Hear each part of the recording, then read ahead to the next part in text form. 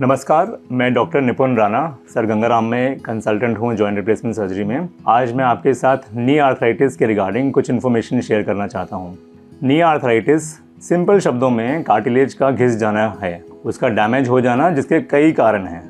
नी arthritis के बारे में अगर बोला जाए तो मैं कहूँगा वो रूल ऑफ 2 फॉलो करता है। ये जब भी प्रकार में प्रेजेंट करता है आपके हमारे ओपीडी में, तो हमेशा जो पेशेंट्स होते हैं वो दर्द घुटनों में और सोजिश की कंप्लेन लेके आते हैं। सेकंड कंप्लेन उनकी होती है कि उनकी चाल बदल गई है, क्योंकि उनके घुटने हल्के टेढ़े हैं।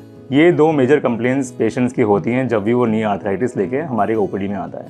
नी आर्थराइटिस देखा जाए तो किसी भी यंग से यंग एज में या ओल्ड से ओल्ड एज में हो सकता है। यंग एज में होने के कारण हो सकते हैं कि जब उनको किसी कारण चोट लग जाए, जिस कारण उनके घुटने का लिगामेंट डैमेज हो या फिर कार्टिलेज में डैमेज हो जाए। इन्फेक्शंस जो घुटनों में हमारी कंट्री में जिस तरह से ट्यूबरकुलोसिस काफ़ी कॉमन है, कई ट्यूमर्स हैं जो हमारे घुटने में हो सकते हैं, रेयरली प्रेजेंट करते हैं, जिसके कारण आर्थराइटिस हो सकता है। एक हाई यूरिक एसिड लेवल के वजह से भी घुटनों में खराबी आ सकती है। ये सब कारण जो मैंने गिनाए, इनमें ज़्यादातर एक घुटना इन्वॉल्व होता है। दोनों घुटने इन्वॉल्वमेंट होने के कारण हमारे साथ जो हमारी कंट्री में देखे जाते हैं, स्पेशली यंग लोगों में, वो है इन्फ्लेमेटरी आर्थराइटिस। इन्फ्लेमेटरी आर्थराइटिस माने जैसे गठिया बाई, जिसको हम सिंपल शब्दों में कहते हैं, रूमेटॉइड आर्थराइटिस और भिन्न तरह के इन्फ्लेमेटरी आर्थराइटिस, जिसके कारण घुटने के अंदर मांस का स्वेलिंग का बढ़ जाना और सोजन से कार्टिलेज का डैमेज होना, ये धीरे धीरे चालू होता है। और लोग काफ़ी यंग एज में 40s और 50s की एज में आते आते लोगों के घुटने काफ़ी जल्दी ख़राब हो जाते हैं। दोनों घुटनों का इन्वॉल्वमेंट होना ओल्ड एज में भी देखा जाता है, आफ्टर 60 ईयर्स ऑफ एज। इस तरह का आर्थराइटिस को हम मैकेनिकल आर्थराइटिस बोलते हैं या फिर डीजनरेटिव आर्थराइटिस बोलते हैं। मैकेनिकल माने कि बहुत ज़्यादा घुटनों को इस्तेमाल करने के बाद ये घुटने जो हैं घिस गए हैं।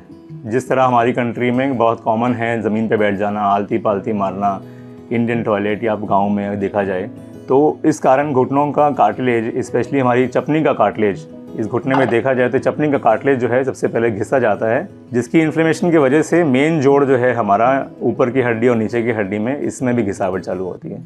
तो इसको हम मैकेनिकल आर्थराइटिस बोलते हैं। जब मैं कहता हूँ डीजनरेटिव आर्थराइटिस, इसका कहने का मतलब है जो एज रिलेटेड आ रहा है, स्पेशली फीमेल्स में आफ्टर द एज ऑफ 50। इनमें बहुत कॉमन होता है कि हार्मोनल चेंजेस के कारण इनमें कार्टिलेज का डैमेज होना चालू हो जाता है। हमारी बॉडी में बहुत इंपॉर्टेंट हार्मोन जो फीमेल्स में होता है, जिसको ईस्ट्रोजन बोलते हैं, वो कार्टिलेज प्रोटेक्टिव होता है। तो ऐसे हार्मोन्स के वजह के ना होने की वजह से भी डीजनरेशन प्रोसेस बढ़ जाता है। अब जैसे कि आप देखेंगे, ये आर्थराइटिस की प्रॉब्लम यंग में भी हो सकती है, ओल्ड में भी हो सकती है। इसका ट्रीटमेंट क्या है और या फिर investigation, the choice of investigation क्या है? एक सिंपल प्लेन एक्सरे है जो आपको खड़े होकर कराना है। इसकी ट्रीटमेंट मेडिकल से लेकर सर्जिकल तक एक्सटेंड करती है, डिपेंड करता है कितने घुटने में खराबी आ चुकी है। बट एक गोल्डन रूल और गोल्डन एक्सरसाइज जो आप सब लोगों को मैं समझाना चाहूँगा, वो है एक अपने आगे की क्वाड्रिसेप मसल्स, अपनी जांघ की मसल्स को स्ट्रॉन्ग करना। जिसमें सिंपल अपनी टांग को अगर सीधा किया जाए और नीचे दबाया जाए तो घुटने की अपनी हमारी मांसपेशियाँ टाइट हो जाती हैं और हमारी क्वाड्रिसेप्स नाम की मसल्स को हमने स्ट्रॉन्ग करना होता है।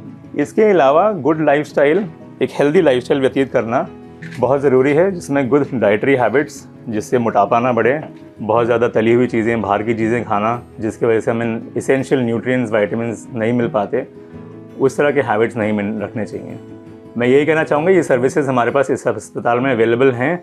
आप लोग जब भी आना चाहें मिलिए हमसे। Thank you.